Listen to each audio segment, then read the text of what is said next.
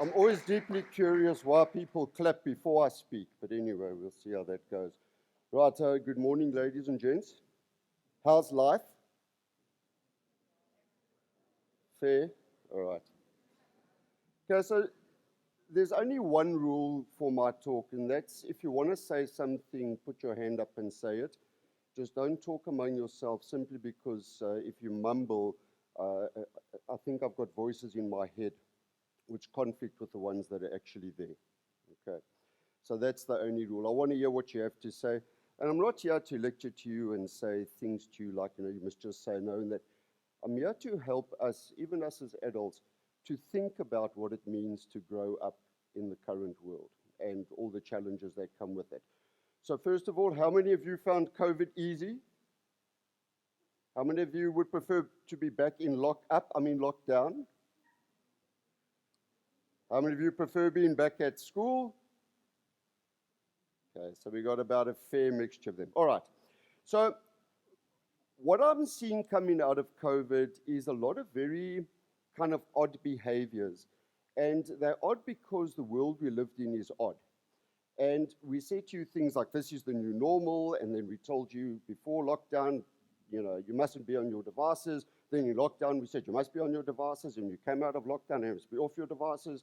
And it's been a little bit of a mad time. And with that, and sort of the dysregulation, we have seen some interesting things happening. So this is me. I grew up in the south of Joburg, and in this context, you need to understand two things about me. I'm a child protection specialist, and the aim of this particular talk is to protect your brains, essentially. And then the other context is I'm a Master of Sciences in Child Health, and I studied particularly toddlers' brains and teenagers' brains because they're very similar. Okay. Can you see how toddlers and teenagers' brains are similar? The teachers and adults are nodding, but the young people are not so amused. They both have a very big growth spurt. And in that growth spurt, there's lots of wonderful things happening, but there's also fragility associated with it. I'm a boxing coach and a fitness instructor. I love food and fashion. I'm proud of my city. And the reason I do this work is because of chewing gum. So this is where I work. Do any of you recognize where I work? Okay. It's the center of Joburg. That's Hillbrow. How many of you know anything about Hillbrow? Yes. Sorry, if you can talk just a little bit louder. Did you see on the previous slide I said I like music? So I'm totally deaf from too much time in the clubs in the 80s.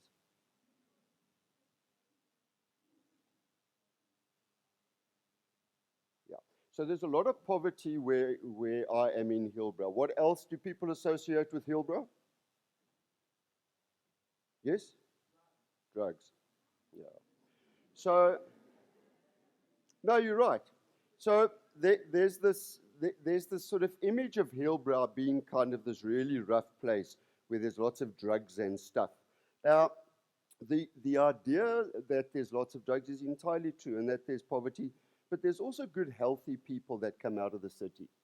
So your brains at the moment, how many of you are finding being a teenager easy?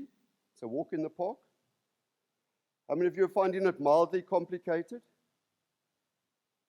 How many of you feel like you've been tortured to death? Yes. Okay. So that's about normal. Okay. And the big thing about your brain is the teenage brain is a wonderful machine, okay, but it's complicated. The teenage brain is the reason, for example, we changed things around apartheid and the 1976 riots. You challenge us as adults and tell us that we talk rubbish and that we don't understand you. And that's how society develops. So there's really important things about the brain. And the teenage brain is something that you need to look after. Boys' brains are more fragile than girls' brains. That just is, it's a biological thing. Girls' brains develop faster than boys. And there's all kinds of evolutionary reasons for that. But whether you're a boy or a girl, you must understand that the risk of the teenage brain is based on its neurology. It's based on how it's made. And we as neuroscientists, we have a very technical definition for the teenage brain. We say it's the equivalent of giving an unlicensed driver a Ferrari with no brakes. You're prone to doing stupid stuff. How many of you have done stupid stuff?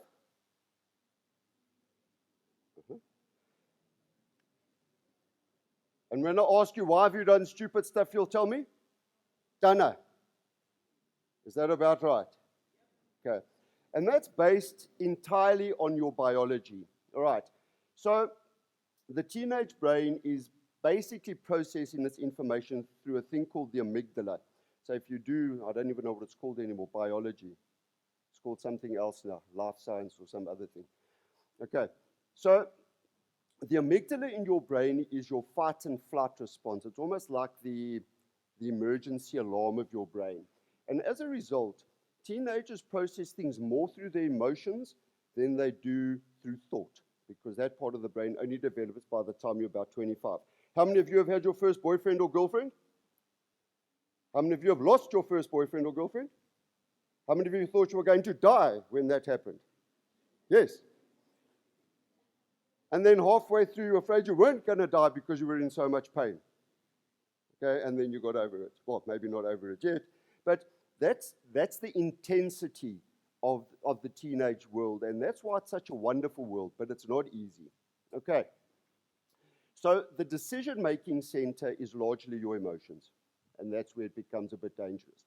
So what happens in the teenage brain?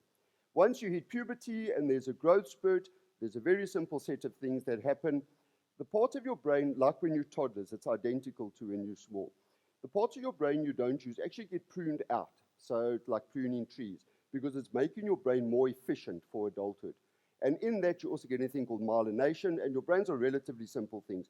They're a set of wires. At the end of the wire, there's a connection. That's got a switch. That switch is a chemical, and it switches the switch on and off. Now, the insulation around that wire is called myelin, and that makes your thoughts faster. So now you've got these brains that are faster without the ability to control them because you haven't developed that part of your brain yet.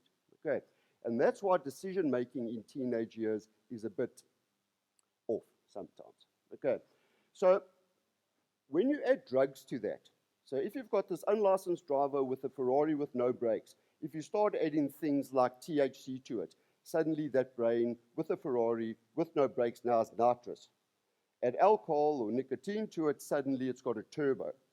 So what it's doing is it's further speeding your brain up and reducing your decision-making abilities in very simple terms. And the big thing to understand is that your brain develops from back to front, and the back of your brain is where your impulses come from, and the front of your brain is what stops them. And then obviously within all of us, but certainly in teenagers, there's a big reward-seeking part. So the teenage brain is a seeking machine. Okay.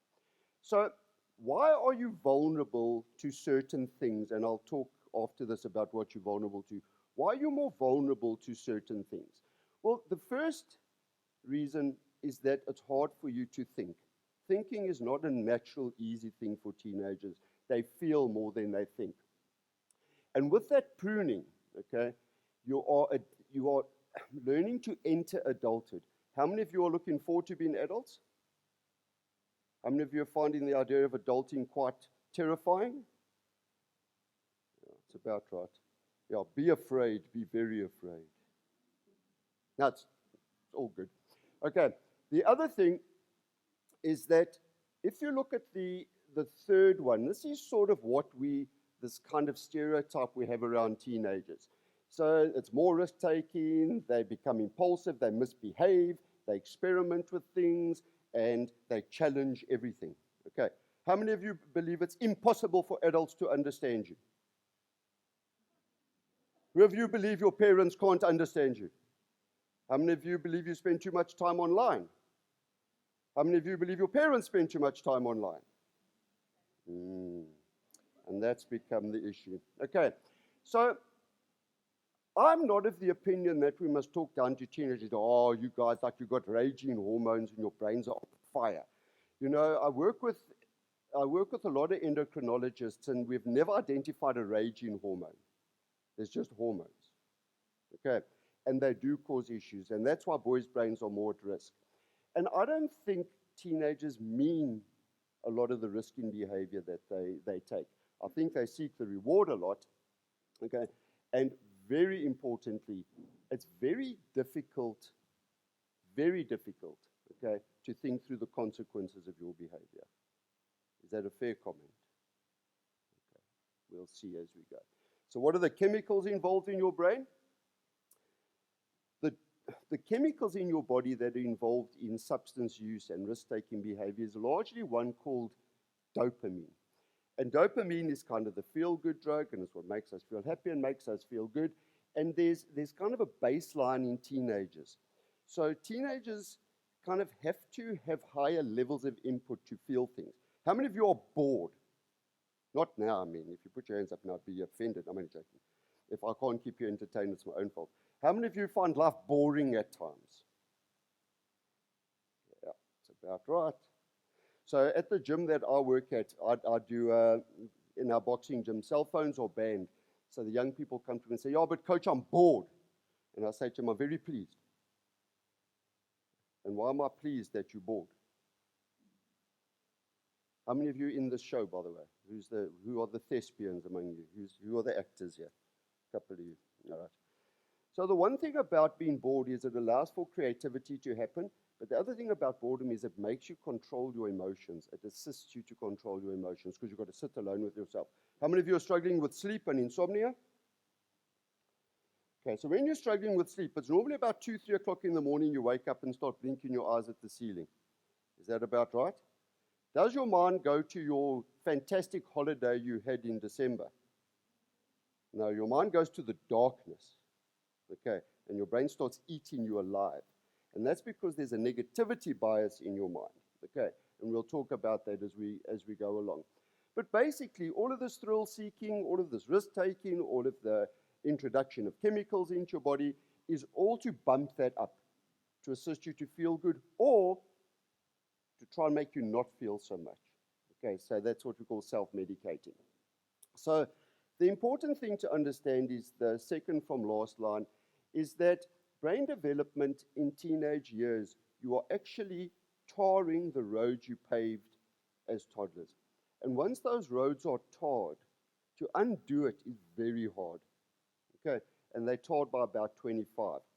Now, the reason I don't work with adults is I find them so difficult.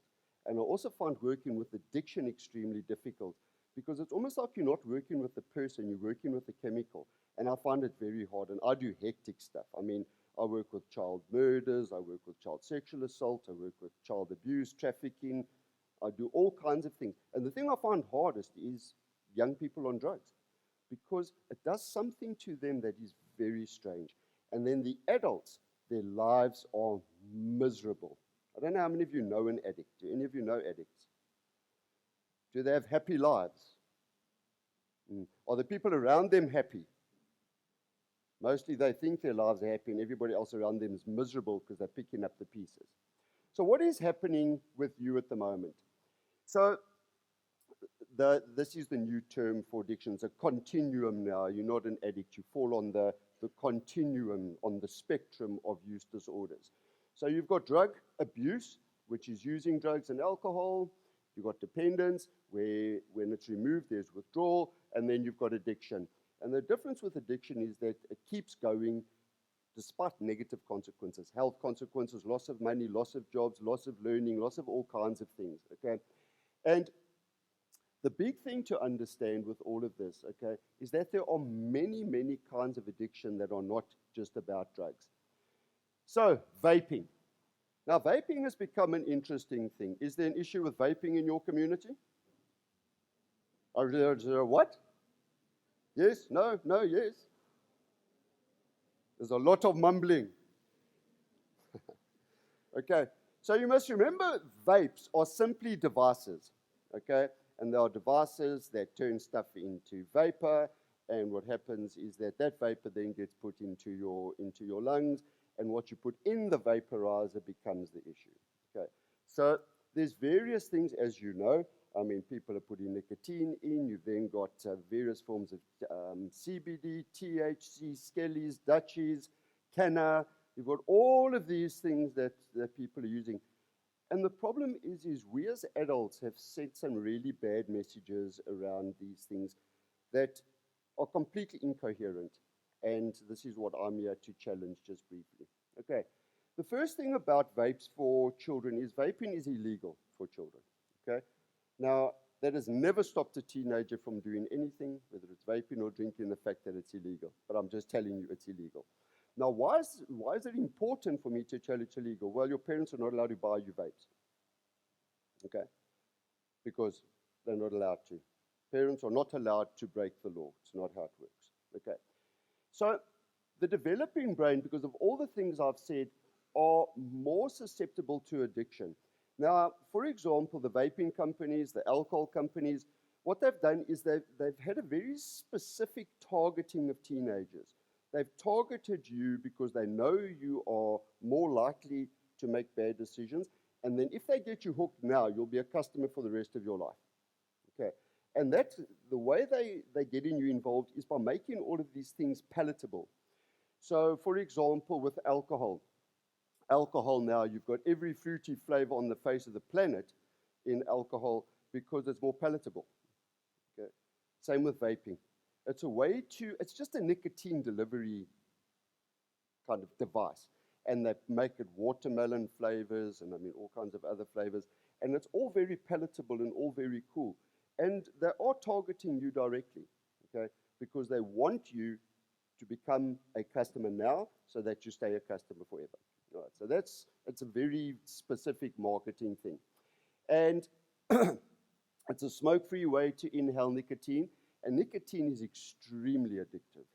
Okay, once you get addicted to nicotine, to get off of it is very, very hard, okay? And then the other thing that's happening that's interesting is it's like with any teenage thing, the higher the nicotine content, the better the juice. So you see the little bottles, and it's very high nicotine and the amount of grams. And then you've got salt-infused nicotine, and you've got all kinds of things. And what they're trying to do is they're trying to administer large quantities of it because you become addicted. Then you can't do without it, and then they make money. So that's how it works. Okay. And nicotine, interestingly, is not something that doesn't have an effect on your neurology. It actually affects your brain. It affects moods. It affects impulse control. It's highly addictive. Because if it didn't change the way you felt, you wouldn't want to use it so much. That's its job. Its job is to make you feel different ways. Okay. And it also negatively affects that part of your brain called the prefrontal cortex, the decision-making part of your brain. And that's the part that's responsible for attention and decision-making. Okay. And then they start adding THC to it. Now, we did a very terrible thing. We decided that CBD is going to be marketed to everybody, and we're going to market CBD as the cure from anything from a blister on your toe to brain tumors. Okay. And in doing that, we have decided, okay, so now CBD is perfect for everything. It is extremely difficult to get THC out of CBD. Very difficult. People like Adcock Ingram can do it when they sell CBD tablets because they've got big laboratories. Most of this oil and most of the stuff that the guys are using, they're cooking it in their houses. Okay, so they put it in their oven, they cook it, they pull the oil off, they put it in. They can't get the THC out of there. So there's THC in lots of the CBD stuff. Okay, and THC is a dangerous thing. Okay, it's dangerous because it makes you high. And why do you want to be high? Now, why do you want to be high? Anybody? Correct. So going back, no, he's right. No, otherwise you wouldn't do it. If it didn't perform a function, you wouldn't do it. So there's two things that THC does. As you said, makes you feel good. So there's that high element, and you've got two broad kinds of drugs. You've got stimulants, things like cocaine, and then you've got depressants, things like alcohol and marijuana. And the one hypes you up because you don't feel good enough, and the other one, because you're too hyped up, brings you down. And then these two compete with one another all the time, because inherently your bodies are dysregulated because of the chemical issues. Now, you must remember that THC and cannabis is not legal for children. The idea that marijuana and dacha is legal, okay, is not correct for children. It's like alcohol. You can't use it when you're a child. And the reason we're trying to get you to think about the use of these things is you are literally paving your brains, okay? And the problem with THC, alcohol, all of these things is they carve bad pathways in your brain. And once those pathways are carved, in adulthood, it becomes a drama. So what is THC doing to your brain? THC is changing the size of your brain. It's changing what we call the histology, the makeup, the cellular structure of your brain. It's changing the chemistry of your brain. And as a result, it's changing the connectivity. Now, if you see any kind of stoner movie that they've ever made in the history of time, you'll see the oaks are talking like this. So they've like slowed up to the point where they can't even function. Okay. And that is part of what it does. Okay, is it changes the connectivity of your brain. And then there's gaming. How many of you are gamers? How many of you believe that you can control your gaming time? Of those of you who are gamers? How many of you find it hard to control gaming time? Also, gaming's become a very interesting thing. And gaming appeals to very much the same things as the drugs do. But gaming now is an input via your senses as opposed to an input of another chemical. Also releases the dopamine and distracts you from the world, makes you feel good, etc. And one of the biggest challenges we are finding with gaming is young people can't get off the game because the game has no natural end. It just keeps going. So I've got young people at the moment that I work with. These are guys from the ages of about 11 to about 17. And when their parents take their devices from them, they punch their parents. They're your age. No, I'm telling you. We had a case, an international case, where a mother took a boy's Halo game away from her. He killed her. No. This is a true story. Okay. Now, why am I making that point? I'm making that point because much like we have substance use disorders, we now have a thing called internet gaming disorder. An internet gaming disorder is a disorder around the fact that young people, because of, the gaming world, like the THC world and CBD world, you are a product to that world. And they want you to stay on. The longer you stay on, the more money they make. And it's very difficult to get off. These young guys, they are so out of control. And after lockdown, it's been a nightmare because they spent their whole life online, okay? And now when they come out and they've got to be IRL or in the real world, now they don't know what to do with themselves. And it's almost like that game it's become like a dummy or a blankie to them. Like if you take it away from them, they disintegrate. It's terrifying, okay? And then the other one is orthorexia. Have any of you heard of orthorexia? Anybody heard of anorexia? Bulimia? Okay. So orthorexia is a new eating disorder that young people have become susceptible to. And for the first time, I'm seeing a lot more boys susceptible to it. Girls as well, but a lot more boys. And the big thing around orthorexia is that it is disordered eating based on following online influences. It's this kind of obsession with healthy eating, following these influencers who are drinking green juice all the time and going and blending stuff and then going and standing on their heads by their pool in their beautiful mansions, and you all want to be like that. You can't do it. Your body has not yet developed. You must eat properly, okay, because your body hasn't developed fully yet. You don't even know what body you're going to be in yet, okay. And the other thing is mental health disorders. How many of you are stressed? How many of you feel sad? How many of you feel angry? How many of you feel that the pressure of your life is too much? You feel under pressure. Okay, so that's a fair amount. And what does that do to our behavior? Changes our behavior. How does it change our behavior? Yeah, so what do you do when the stress is too much? How does it actually affect your behavior?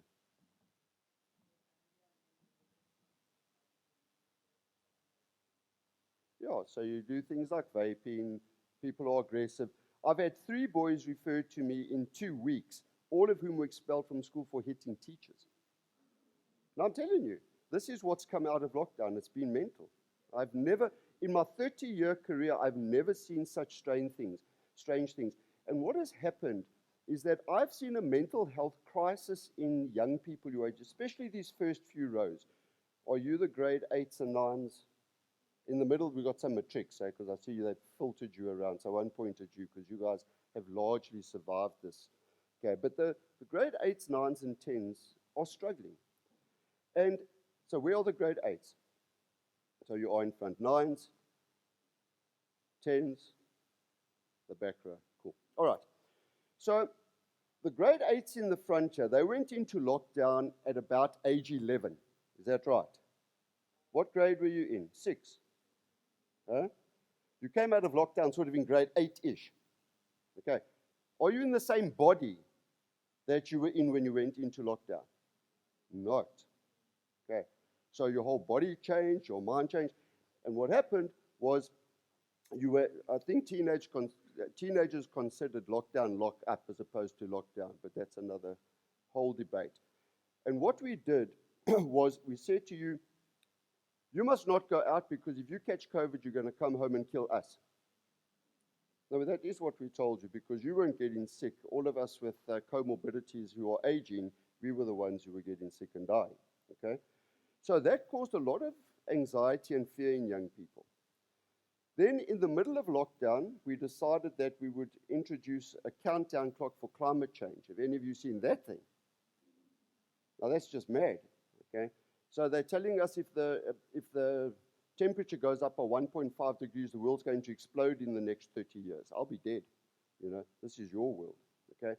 And then you come out of lockdown and they start a world war. Okay? It's not a kind world we've handed you, you know? And your ability to make sense of it is hard, okay? Especially with the change in body and all the things that are happening. The older guys seem to have been largely spared it, but the young people who kind of went into puberty, they lost a whole lot of social and emotional learning. Grade 8s and 9s, do you find your friends cruel? Unkind? Do you find yourselves unkind? Because it's almost like we lost the social cues of the world because we spent all the time on the devices. The device is reflecting us back to ourselves while we're developing our identity. And then we come out of lockdown. We don't even know how to treat each other anymore. Okay. So the mental health issues I'm seeing is a lot of low-lying depression, not clinical depression, but young people just don't feel great. And the problem with that is young people, as I said earlier, you don't know why you do stupid things. I worry about two other things. I worry about the fact that we haven't given you the words for having these conversations. And the second thing I worry about is that you don't want to talk to us because we don't understand or we're not available either way. And what happens is you then go online looking for things around mental health, and that's properly dangerous. How many of you have been exposed to something online that you wish you had never seen? Yeah. How many of you have sent a WhatsApp to the wrong person? I'm including the teachers in these questions. Eh? How many of you have sent a WhatsApp to the wrong group? Sent a WhatsApp and when they replied, you said, that's not what I meant. All the time. Sent a WhatsApp and autocorrect made it say something you didn't intend at all.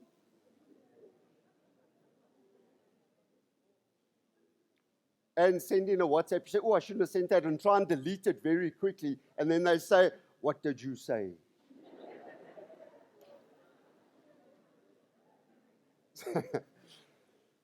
So now all of that's also happening in the real world, isn't it? When you are saying things to people and you say things and they reply to you, you say, but I didn't mean it like that. So we are also not able to read the messages properly because we've lost things like tone of voice, body language, which was because of online. We've got face masks on, so we can't read facial expressions properly anymore. It's become really hard. Okay. And as a result, we end up with this low-lying, I think, sadness, which I'll get to at the end. Okay. So why do you do these things? Your point at the back was exactly why most people do it. It's a form of escape. Okay. And I think that's what makes me sad. So I'm sad about the fact that you as young people have to escape the world I gave you. That makes me sad. So when we bemoan the fact that young people spend too much time online, I'm not moaning at you because I know why you're doing it. I'm thinking to myself, what happened that I, as an adult, created a world for you young people you don't even want to be in, that you would rather create a world online to be in rather than the world that I'm in with you. That's sad. And then if we add things like vaping, CBD, canna, nicotine, alcohol, all of those things that either make you feel better or you make you feel worse, why do you not feel good in the world I've had?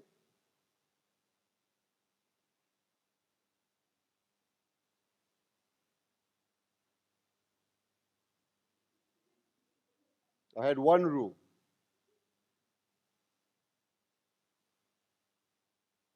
And that makes me sad. So rather than saying, oh, teenagers, I can't behave themselves and their brains on fire, whatever, I have to reflect on myself as an adult who raised you and said, how did I give you this world that you need to escape from? Okay, so that's what I think is happening. Then what you should be doing, okay, so what healthy development is finding a place to belong. How many of you feel like you've got a place where you feel you really belong? That's good. Those of you who don't, you worry me. And then the next thing that you have is you need to develop an identity. How many of you are sure of who you are and are completely clear on who you are as a person? How many of you are a bit confused? How many of you have no idea? Okay, cool. All right. That's also about right. And the thing about identity and the beauty of being a teenager is your job as a teenager is to be okay enough with who you are now while you're working out who you're going to become.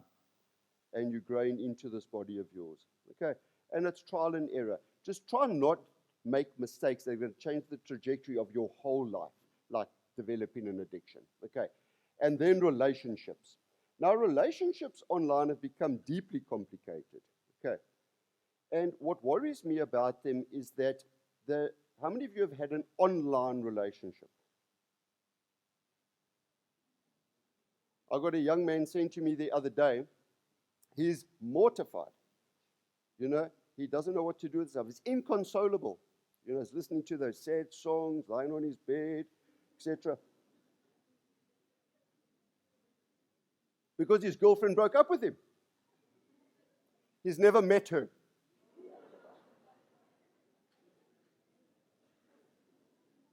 It's a true story. Okay.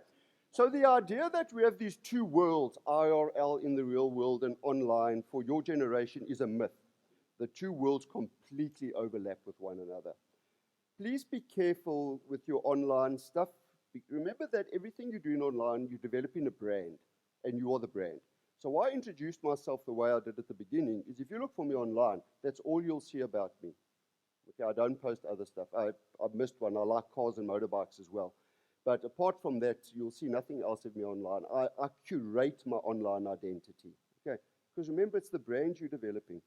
And you know that everything you've ever typed into Google, Google remembers. Everything.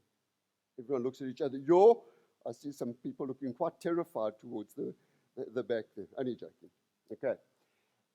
So if we look at your jobs as a teenager, you need to belong, you need an identity, you're moving away from your parents, more to peers, and entering relationships.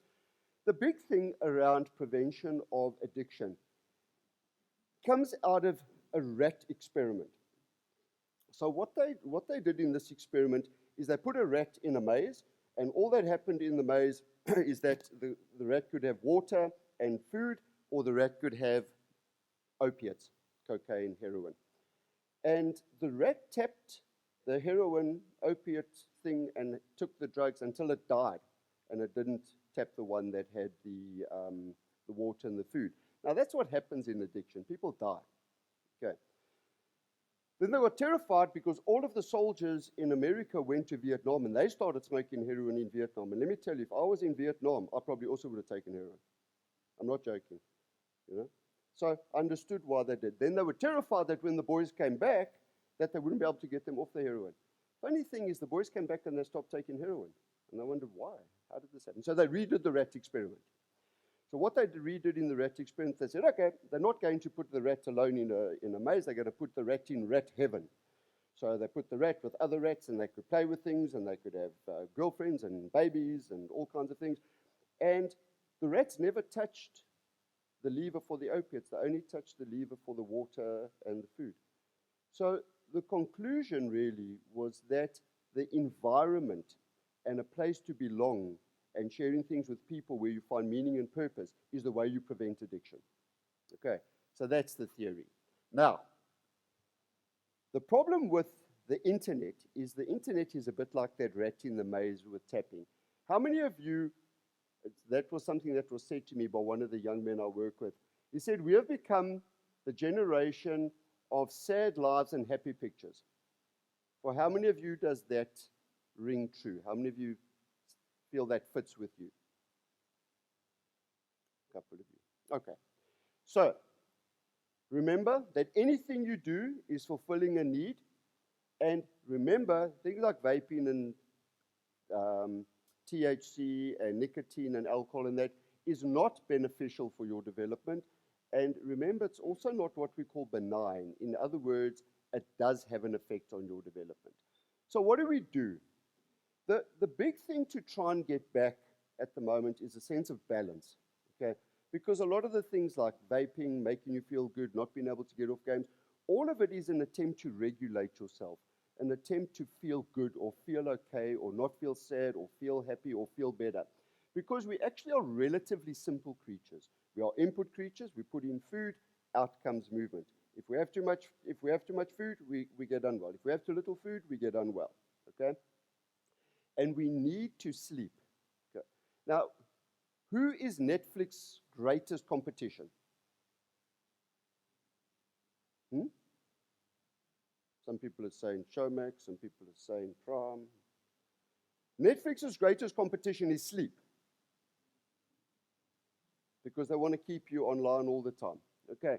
And the thing with sleep and teenagers in particular is adult boys are born with two interesting things. When they become teenagers, the first thing is that they develop jet lag. So how many of you as young men find it difficult to go to sleep? Stay asleep?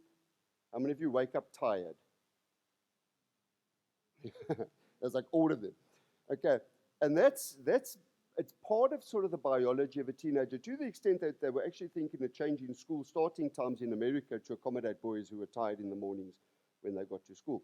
So there's a level of jet lag, and then there's a funny, strange sort of twist of evolutionary fate that happened as well. Boys haven't yet developed the ability to smell their own body odor, which is another whole drama.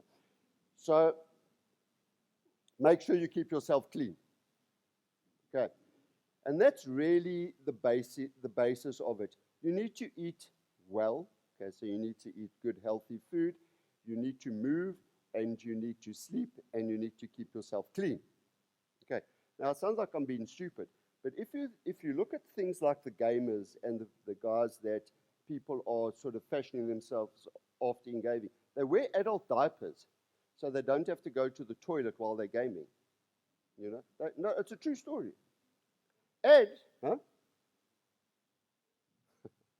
right, so what are you struggling with then that might cause you to be more at risk outside of your brain development for developing addictions? The whole world comes into us only by 5 senses. We only have 5 senses. And out comes your behavior. How many of you find your own behavior difficult to understand? How many of your parents find your behavior difficult to understand? How many of your teachers find your behavior difficult to understand? Okay, all right. So the thing about what we're trying to do as adults is our job is, despite your protest, is to help you regulate and understand the world, okay? And basically what we are doing is saying, the world comes in, out comes your behavior. If your behavior doesn't make sense to me, I see it as a form of protest. I need to try and work out what you're saying to me so that I can help understand it. So what do I do in that context? That's my boxing gym in Hillbrow. That's some of the young men that box with me. I focus on a couple of very basic things, okay? So I focus on good eating, because what you must understand is that because your body is growing the way it is, you need to eat healthy food, okay? I'm not saying you can never eat junk food. I'm just saying eat healthy food. But there's also a connection between your gut and your brain that is a big issue. How many of you like junk food? Yeah. And the interesting thing about junk food, high levels of fat, high levels of sugar, high levels of salt, is that that's what people need when they're stressed. Your body craves those things, okay? So just think about your food. I like fashion because it's a way for the young men in our city to express themselves. Because often we'll say to young men, you must talk about your feelings. How many of you young men like talking about your feelings? Not even one. Okay. It's not the gold standard for how boys process their feelings is not the way women do by talking about things. Men process things in other ways, which is why I run a boxing gym. Okay. Then you need to be fit. Who of you enjoy exercise? Why do you enjoy it? Makes you feel better. We know that aerobic exercise improves mood and memory. There's good science behind it. Okay? Then what I've been talking to you is about functional feelings, the ability to, when the world comes into you, to not let it overwhelm you so you can respond in a coherent way where you're not going to harm yourself or other people. Then friends and family are very important because we need connections in the world. And as I said earlier, that's largely how addictions are prevented. And the big thing about lockdown is we broke connections. Humans didn't evolve because of the sort of survival of the fittest. We evolved because we cooperate with one another. And finally, your lives need to be fun. How many of you are finding your teenage years fun? I'm glad there's a lot. It's mainly the older guys, interestingly. How many of you are finding it not fun? That's sad for me because, as young people, both your language and your job is to play. Okay? And we have got it wrong. So ultimately, when we look at things like your emotions, your food, your health, your eating, all of those things, all I'm saying is try be balanced. Okay?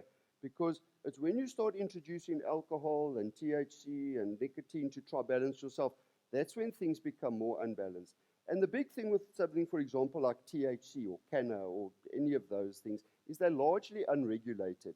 And what that means is you can get one that does nothing and another one that blows your head off. Okay? And they're not what we call dose dependent. So the idea that you get one CBD oil, and you get another one, those two things could have completely different compounds. And most of them are cooked in people's kitchens. Okay? Thank you.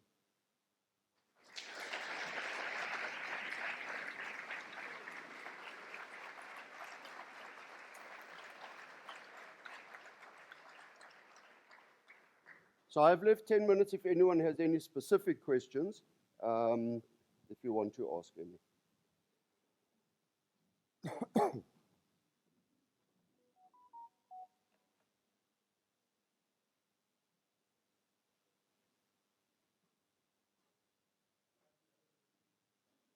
Sorry, just talk a little bit louder for me. I really am deaf, I promise you.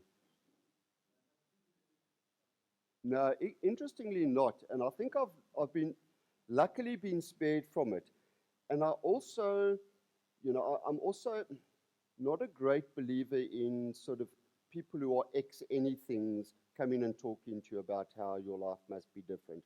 I know a lot of people do. I've dealt with a lot of addicts. I mean, I had my own cousin arrested, and she's now clean, but I had her arrested because she was crawling around on the floor, thinking there were snakes coming out the floor and drawing chalk lines to keep the snakes away. No, she was addicted to meth. It was very sad. I've had lots of addicts around me. And interestingly, I don't even work with addicts.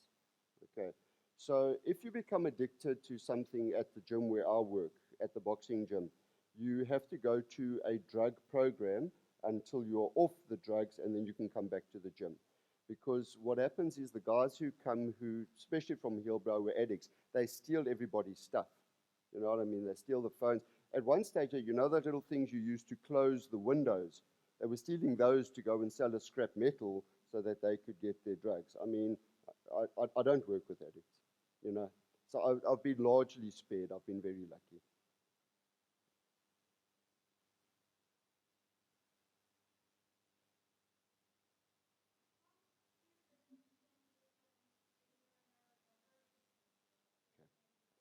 It's a great question.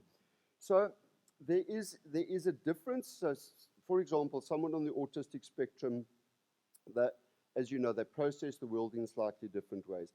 But the mechanism of addiction is the same. Okay. So I have young people on the spectrum who are addicted to substances. I've lots of young people on the spectrum addicted to machines, to screens. In fact, 3 of those I mentioned to you are on the spectrum because they struggle to find a place in the world, so they end up online, and because they're online, they can't get off online because they can't regulate. So the mechanisms are very much the same.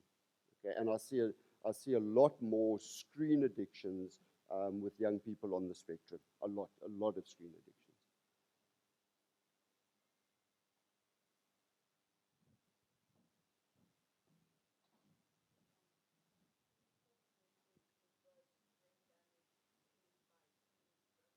Okay, is it possible to restore the teenage brain if they have abused drugs?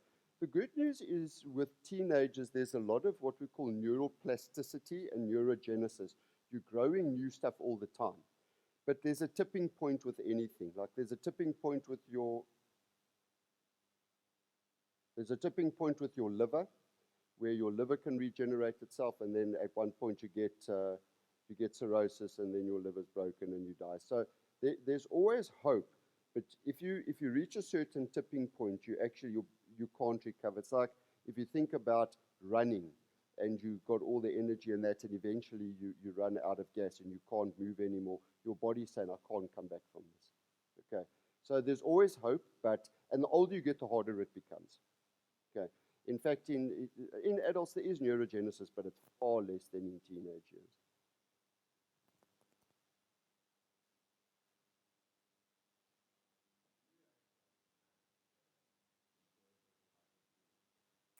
Not really, no.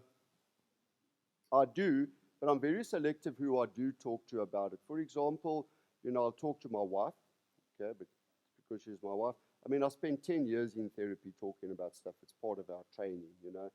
But I must be honest. I think what we've done 2 things. Okay, the first thing is we've largely what we do called maternalized care. So most people who provide caring functions are women. Okay, so therapists and psychologists and whatever. And then what we have done is we've also said that the way that we need to process our feelings is the way women process feelings, by talking about them. I see the young men I work with processing their feelings and dealing with their emotions through their bodies a lot more. And in fact, I don't ever ask boys what they feel. I ask them where they feel something. So they'll tell me my stomach's upset, or my heart is racing, or shortness of breath. My throat is sore, I've got a lump in my throat, taste of metal or blood in my mouth, which is adrenaline, foggy thinking. So boys can identify where they feel things. And like, for example, the group I run in the psychiatric hospital, we sort of check in with where you're feeling stuff in your body. We then do the boxing training, and then it's how you feel when you leave. So it's I don't believe it's the gold standard. And I think men need to challenge that a little bit as well, because this idea of the toxicity of men and the word toxic masculinity doesn't even mean anything anymore, because it's been used just like, it's like bullying. The word bullying doesn't even mean anything anymore because they use it as this catch-all phrase. But we do need to find good ways to deal with it, because what is true of young men, and the problem with it is that the men's rights movements have largely moved in and claimed it. Young men are more likely to be murdered. By who? Other young men. Young men are more likely to end up in jail. Young men are more likely to commit suicide, etc., etc., etc. Okay, so there's all these risks associated with being a young man, and young men's brains are more neurologically fragile than girls' brains. It's just, part of evolution. And the difficulty with it is that we have sort of surrendered all of that vulnerability to the men's rights movements, who are very toxic human beings, but we haven't come up with anything else. So the idea that sort of challenges to masculinity is about us losing something is something I challenge all the time. Because I think by giving up some of our stoic, Spartan masculinities, we actually gain things, which is richer human experiences. But no, I'm not a great fan of talking about my feelings. Sometimes I have no idea what I'm feeling. I just now want to murder somebody. No, it is what it is. And the importance is the awareness of it and not acting out on it. That's the thing. It's the ability to say, what? I'm feeling this now, and then say, at best I don't strangle that person, but I really want to. So it's that thing. It's the ability to sort of recognize it and intercede with a thought before you act out on it. Basically. Yeah.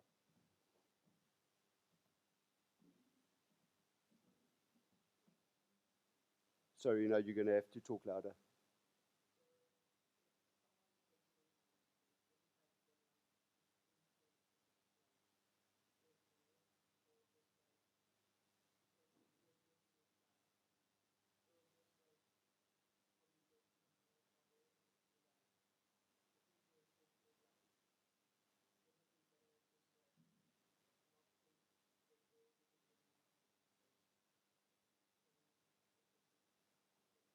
No, absolutely unequivocally not. Okay, so his question was, if someone's addicted to a vape, isn't it better to just leave it with them because otherwise they're going to cause more trouble because they're addicted, so just let them have it? The answer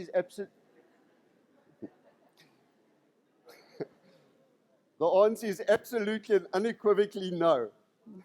Okay, let me explain why. You must understand that as adults, we are not your friends. Okay, I'm here to minimize the risk of you harming yourself. That's my job. And if that makes me unpopular with you, so be it. Okay? Because I'm not running a popularity contest. I'm raising young people in a complex world. Okay? And if you're going to do something that's harming you, I will take it away. And then if you threaten to harm me, I'm not scared of you. And we can't be scared as adults because the world is a scary place. And if we can't feel like we're in control, children feel out of control. Adults are the first regulators of children. Adults have to be regulated before children can regulate. So we can't, like, you try and wear us down. I know this. Oh, please. Oh, teenagers like wearing adults down. But I'm not scared. Okay. And, yeah. But adults, remember, one of the dangers of adults allowing and facilitating you doing illegal things is they trap you. So, for example, this is not the topic of today's talk, and you can maybe address it in another context, but you talk about the concept of grooming, where adults set young people up to abuse them. The first thing those adults do is they allow you to do something another adult would not allow you to do. So when something goes wrong, you can't tell an adult because now you've got a secret, and the secret's the power behind abuse. That's why I allowed young people to do nothing illegal. If you do it behind my back, I'll try to help you when I find out about it. But don't do it around me because I will not allow it. It's my job. Okay, I think we have a time for a last one. Let me see what the time is here. Hang on. No, we finished. That's all. Okay, so, sorry. If any of you have, because these talks can raise complex things, if any of you want to talk to me afterwards individually, always hang around afterwards, okay? You can talk to me about whatever, so it's not about being stigmatized about the fact that you have a drama, but you're welcome to stay behind because I know sometimes these things bring up much more personal things, right?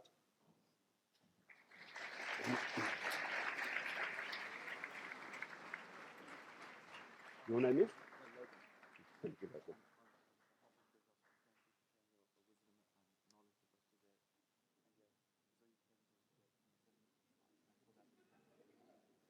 Thank you, Logan.